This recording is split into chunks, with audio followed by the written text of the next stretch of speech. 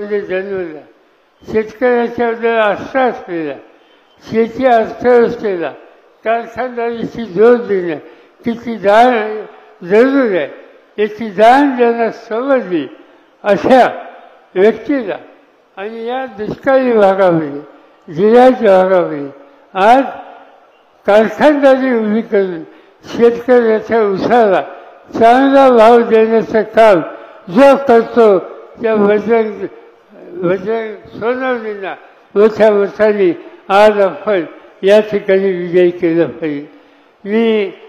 मी जिल्ह्याच्या दृष्टीनं एक गोष्ट मला मुद्दाम सांगायची. हा जिल्हा कष्टकऱ्यांचा जिल्हा आहे.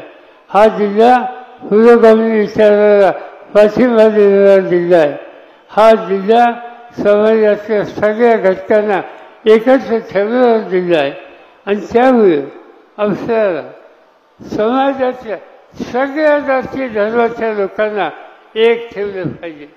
काही लोकांचा प्रयत्न आहे की जातीमध्ये धर्मामध्ये अंतर वाढावं, कटुता वाढावं. पण मी आपल्याला सांगू इच्छितो आणि मला या जिल्ह्याच्या सामान्य माणसाचं जे अंतःकरण माहिती आहे ते अंतःकरण बघितल्याच्या नंतर मग इथे हिंदू असो, मुस्लिम असो, श्रीलंकास असो, आदिवासी असो, आज या सगळ्या समाजाचे लोक एकत्र राहणं, एकत्र येऊन पुढे जाणं आणि जो एक छत्रपती शिवाजी महाराजांचा हा जो विचार आहे तो विचार घेऊन आज कुणी जरांगे फुलायत असतील, आणखीन कुणी फुलायत असतील, त्या ऐक्याच्या विचाराला ज्यांनी हातभार लावला त्या सगळ्यांना आपण लोकांनी सहकार्य केलं पाहिजे. त्यांचं धोरण काय हे समजून घेण्याच्यासाठी मी आणि राजेश टोपे एक दिवशी या जिल्ह्यामध्ये आलो.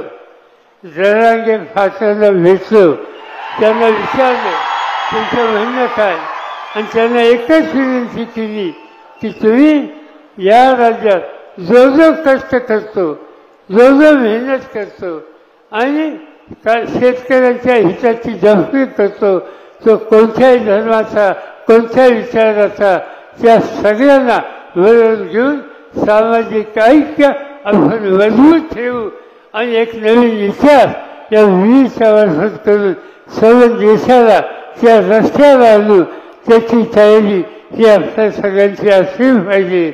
आणि त्यासाठी इथला तरुण वर्ग मजबूतीने उभा राहील अशाच प्रकारची अपेक्षा या ठिकाणी करतो.